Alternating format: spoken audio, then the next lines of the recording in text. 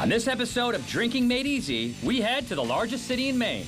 We take a humid trip in a cool ship. So it gets pretty steamy here. It does, yeah. We learn how drinks are made on an urban farm. It's a small hand job, essentially. Did you say small hand job? And I have a drink that makes me dangerous. Thank you, sir. Go jump off a bridge. Let's go jump off a bridge. It's Drinking Made Easy, Portland. I'm Zane Lamprey, and my job is to drink. I'm traveling around with my mascot, Steve McKenna, and my buddy Pleplius, as we explore the local drinking cultures, customs, and cocktails. Along the way, we'll soak in the local flavor in an effort to make drinking easy.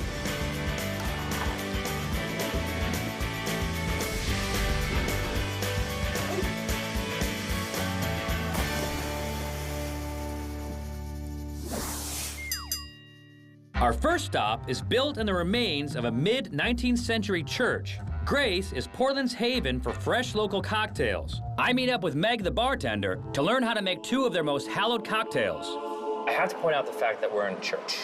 We are, yes. You've sort of kept the church vibe, but then you guys have remodeled. Absolutely. That's an original window. That is completely original. It's over 150 years old. We were very fortunate all the stained glass was intact. I'm wearing a hat in church. Take it off. I can't. I mean, we're in church. Okay. All right, so now I have no hat. I'm in church. Now I feel like I can make a cocktail.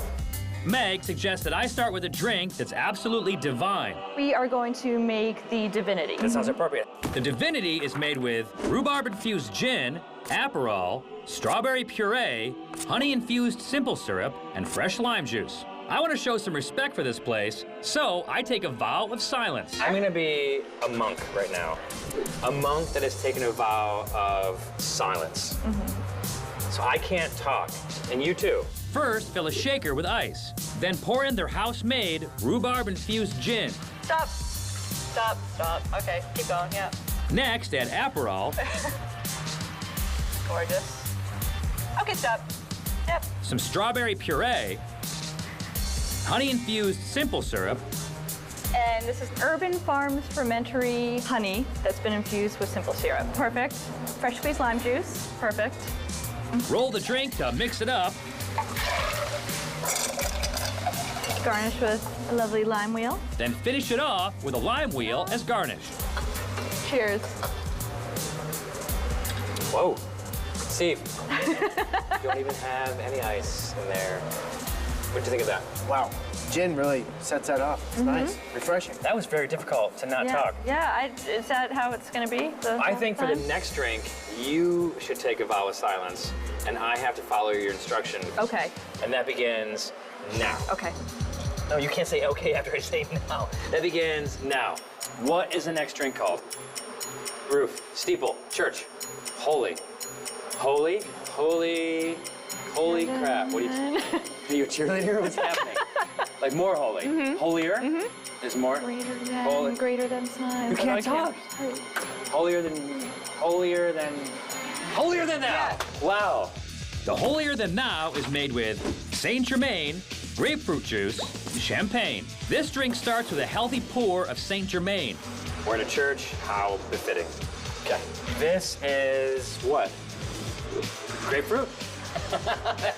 That's the size of a grapefruit. Pour in grapefruit juice. If you can get it to come out of the bottle. You mind if we roll it? Okay. Will you stop yelling at me, please? Pour it into some flutes, top with champagne, and garnish with a lemon peel. Now that the drinks are finished, we can stop our vow of silence. I don't think there's a problem with drinking in a church. Absolutely not, no. It's the nectar of the gods. These heavenly spirits have inspired Steve to pontificate about the creation of man. Garden of Eden. There was grapefruits in the Garden of Eden. Really? So. The only thing I heard about was an apple. And everyone was, yeah. Until, of course, someone ate from the apple. Then they got embarrassed, and they had to cover themselves up. It's been all out in there. Really? You just swore in a church?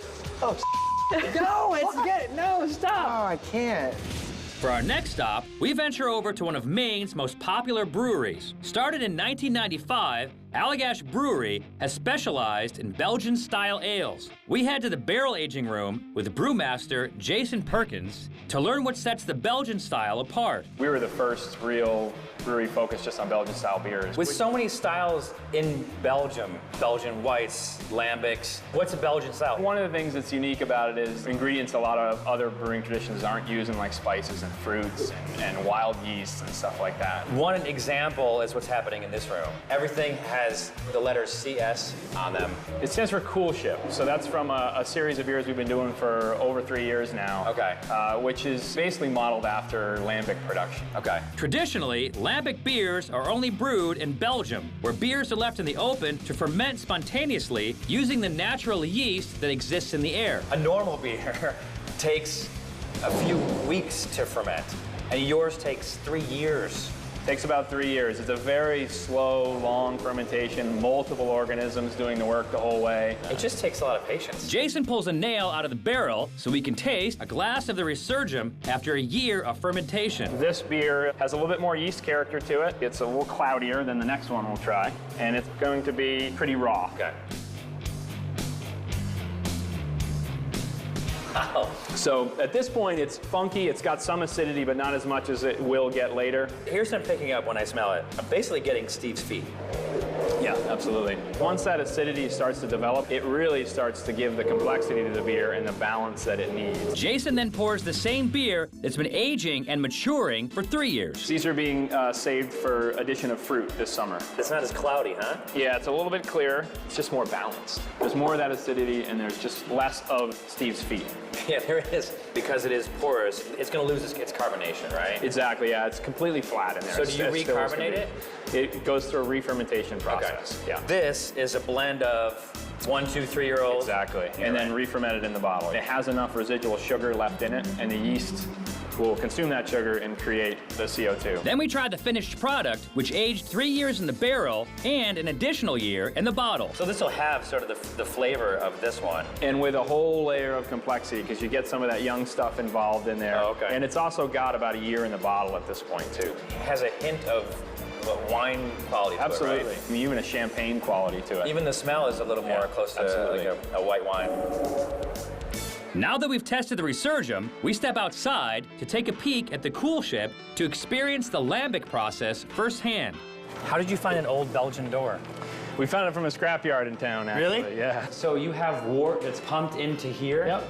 It comes out here at full boiling, 212 degrees, straight from the kettle right into here. The Cool Ship, or cooling ship, is a large basin that increases the beer's exposure to naturally occurring yeast. That's why those windows are there, so right. that the yeast can come right. in. Yep. To speed up the cooling process, a fan on one side of the room pulls air out of the room and in from the opposing windows. The beer uses natural yeast from the air to begin fermentation. The beer hose gets hooked up, and they begin pumping it from the brewery next door.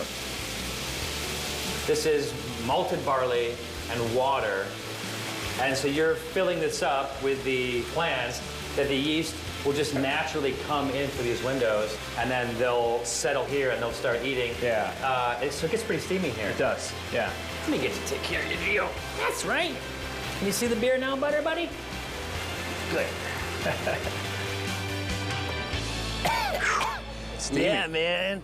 Coming up on Drinking Made Easy, I take a plunge.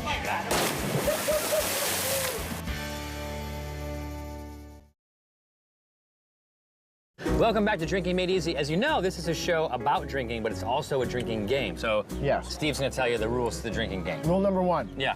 If you're the first person... Rule number 2. Yeah.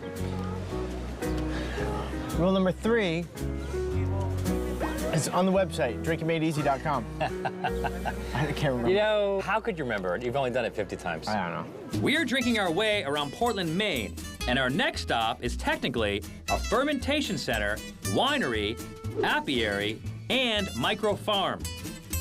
This place supplies a variety of ingredients to many of the local restaurants, so I sit down with owner Eli Kayer to figure out exactly what they do. A lot of people around town get their stuff from you, but I'm not like 100% clear on what it is that you guys do. I mean, the idea was to build out a winery at its core. But not wine per se, like not Not grape wine. Not grape wine. Everything that's not beer, under 21% alcohol, above 0.5. Okay. That's wine. Why is it not a beer? Because of the There's amount no of grain. Oh. It's a grain issue. So a fermented beverage made from anything other than grain Right. is wine. So that's why you call yourself a fermentery and not a winery. Well, the reason this is a fermentery is because we do food fermentation as well. You also have an herb garden. Right. And then you are growing mushrooms in As there. well, yeah. You have a fish tank of tilapia out there. Right. And you are using fish poop Right. to then fertilize the plants, and then it comes back in as fresh water. That's amazing. like this. Yeah, exactly. That's one of these. And a lot of the stuff that's happening here is happening like that. Okay. You know, and that's the intention behind it. Eli suggests that we start by trying their hopped apple cider. Sure. So this is the El Homa. A hop cider? Yeah, it's like a cider IPA. I never heard of anybody making hop ciders, so I thought I'd give it a shot. It was sort of an experiment just to try it. Yeah. I liked it. The people around me liked it, so we started producing it. And this is something that you can get at bars around town. Yeah, it's on draft. So during fermentation, the yeast eats the sweet, sugary liquid, the apple cider, and it creates CO2 Right. and alcohol. Yep. During that process, you guys lose the CO2. Yeah, And- it blows off. It blows off, and then you're left with the alcohol, and then you re-inject CO2 into it, recarbonate it. Yeah, exactly. It's a small hand job, essentially. Did you say small hand job? I did. That was awesome. You know how you get carbonation into these? A small hand job. Small hand job. This is 6.8% ABV. It's right between your Yeah. standard beer and a wine. Yep. It technically has to be under 7% for it to be a cider, federally. Good Can't have heavens. 7.5 cider? Not to call, you couldn't call it a cider. Then what it is? I know. What'd it be then?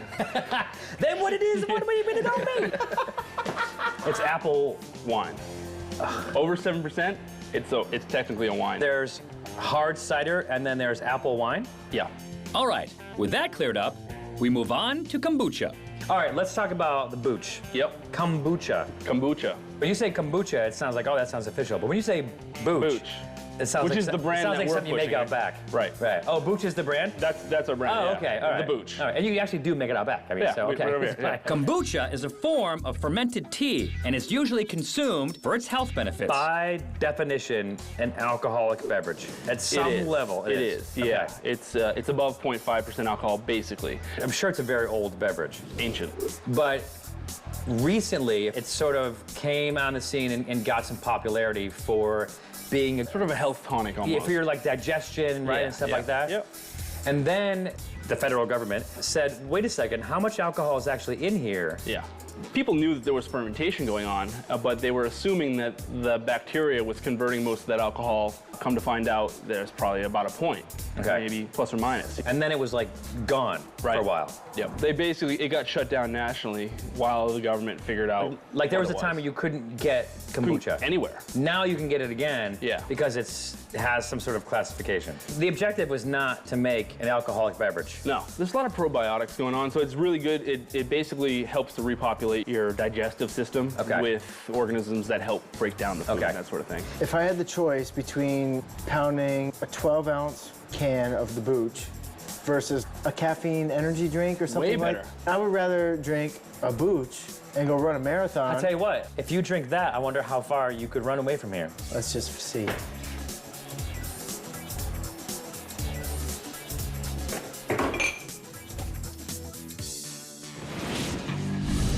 For our next stop, we strut over to Sonny's. Housed in the old Portland Savings and Loan Building, Sonny's offers up Latin and Southwest cuisine and some very interesting mixology.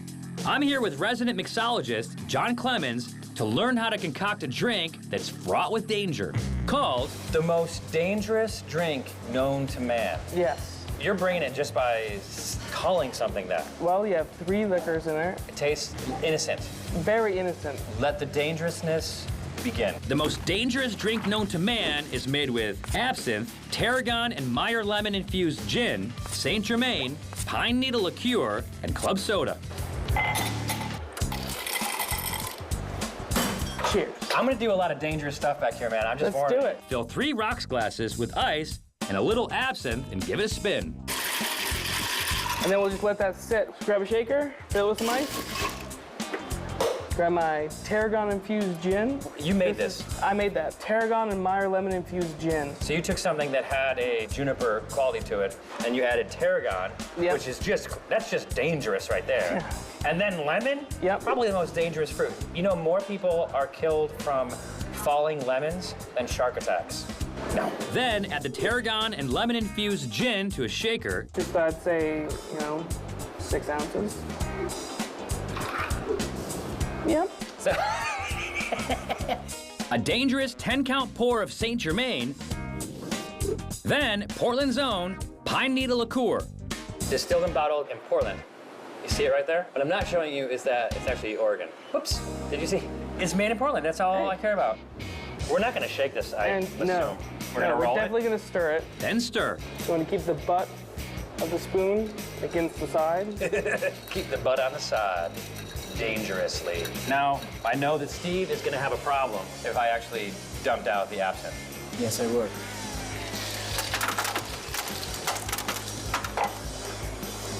Bye-bye. See you, buddy.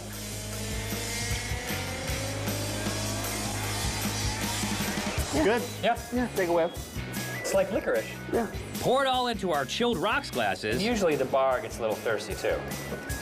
and top with club soda. The boys nestle up to the bar and prepare to ingest a truly perilous cocktail. Mel counts it down, and they're off.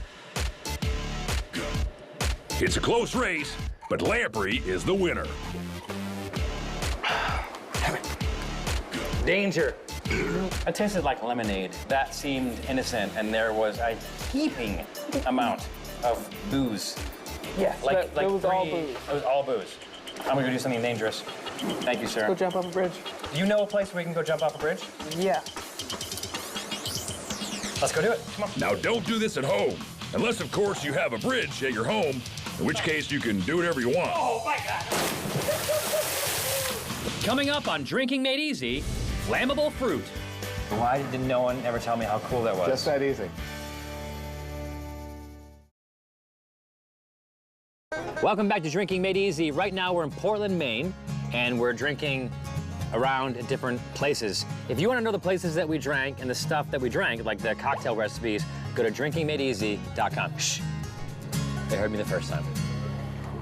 We are slurping our way through the land of ports, where Steve and I venture over to Great Lost Bear, where they have over 30 local beers. We team up with Mike Dixon to get the lowdown on Maine and be guided through their large selection of local beers. You guys have the biggest selection of Maine beer, probably in the world. I would say in Maine, but I would imagine possibly in the world. Downtown Maine. What's downtown Maine? It's just a joke, sort of a play on the whole thing, you know. So hey, Welcome to downtown Maine. The Great Lost Bear has too many local beers to try in one sitting, so we let fate and a spin of a toothpick flag pick the beers we're gonna try. would you say that your Maine beers are Maine beers, and your non-Maine beers are the non-Maine beers? I would say that backwards. This is getting a little confusing. I think we need a break from beer. Mike suggests that we try a drink made from Moxie called the Burnt Trailer. What is that? Burnt Trailer Okay. is Moxie. Moxie's this. Correct. It's like the Maine soda of Maine.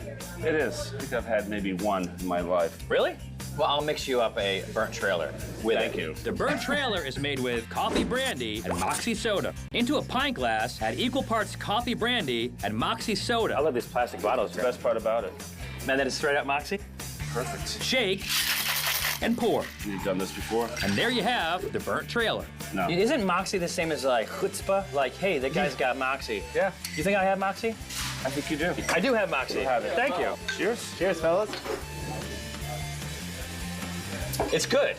Yeah. It's very sugary. I'm gonna have to give it a pinky up. Pinky upper. Yeah. It is very, very sugary. Yeah. Now that we've tried the Burnt Trailer, I think it's time to get back to the beer. Cask conditioned Geary's Hampshire Ale. We've tried a few cask-conditioned beers in the show, but here's an opportunity to try cask-conditioned next to its non-conditioned brother. I asked Mike to pour me a Geary's Hampshire Ale from the tap and one from the cask so I can try them side by side. This is the natural event of carbonation going on in the beer, cask condition, Okay. versus the racked version of Geary's Hampshire. So at the end, they push the They do. carbonation into it. Called racket. That's what pressurizes the kegs. A cask ale is an unfiltered, unpasteurized beer that is placed into a cask where it's allowed to ferment. After the fermentation process is complete, the beer is served directly from the cask without the use of nitrogen or CO2. Wow. That has a lot going on there, yeah. Before they filter the beer, the wort from the beer is still in the tanks. So Okay. and basically the firkin will lay on its side and all the wort will sit on the bottom. The wort that's still in there and the yeast will take on the task of naturally carbonating, naturally clarifying the beer. Because there's still yeast in there. There is. So it's still working. Wow, my God, you lost that. You know what you get? Hey, burnt trailer for you. You get the Moxie. For our last stop, we drop by Vignola for some local beer cocktails. You consider yourself mixologists or bartenders? Bartender. Really? You guys invent drinks and use crazy ingredients and have some sort of presentation happening. I think you guys are mixologists. You just convinced me. Okay, you're being modest. Yeah, well, you guys are mixologists. you talked me into it. You have catered some sort of beer cocktails with local ingredients. Yes. So you're gonna teach me how to make these. Yeah. The first beer cocktail we make is Guy's Twist on the Dark and Stormy. The Stark and Dormy is made with dark rum, ginger liqueur, lemon juice, hopped apple cider, and lemon peel garnish. Grab a few pint glasses and fill them with ice. Can you guys get a smaller ice scooper next time? Seriously. Now pour in dark rum, Like that much. That'll work. next add equal parts ginger liqueur and lemon juice. Perfect. Perfect. And then we're gonna have to take each one and come down this way. Do I have to go over the top for I this? would go over the top. Then top with Urban Farm Fermentaries El Homa hopped apple cider. How are you with knives? I am really good with knives. Then the cool part, zest with lemon and fire. Careful, don't cut yourself. No, not on TV. Take it vertical. You wanna warm it up a little bit. Give it a little heat. Okay. And then just squeeze. Ooh, that was cool. Yeah. So, Sick. heat it up. Yeah. Perfect. Now over the drink. See? Just that easy. Okay, why did no one ever tell me how cool that was? Just that easy. What's burning? Just the lemon oil. That's awesome. Yeah, that's a good one. Yeah. You can just squeeze that one. That'll work perfect. Yeah, see the slow? I like the slow move. That was super cool. Yeah. Add some straws and it's ready to drink. Cheers. Amen. That's nice. Yeah. You got fire in your drink? I feel like mine's a little flat compared to yours. All right, let's make yours now. All right. Next, Patrick is going to show me how to make a cocktail that uses the state berry. The Casco Crawler is made with wild blueberry coulis, blueberry vodka, lemon juice, and Allagash white ale. So this one's pretty simple. We start with wild blueberry coulis. Blueberries, sugar, water. Reduce it, reduce it. It's almost like a reduce it. simple syrup with blueberry. Right. You want some? I can't even see it. Sorry, wrong glasses, not the ones on his face, the ones on the bar. Got it. Good. Excellent. Then we add blueberry vodka, 1, 2, 1. You know. lemon juice. You know what? It's kind of like a car wash. How was that? Tart. Okay, in the shaker. Excellent. Shake and pour.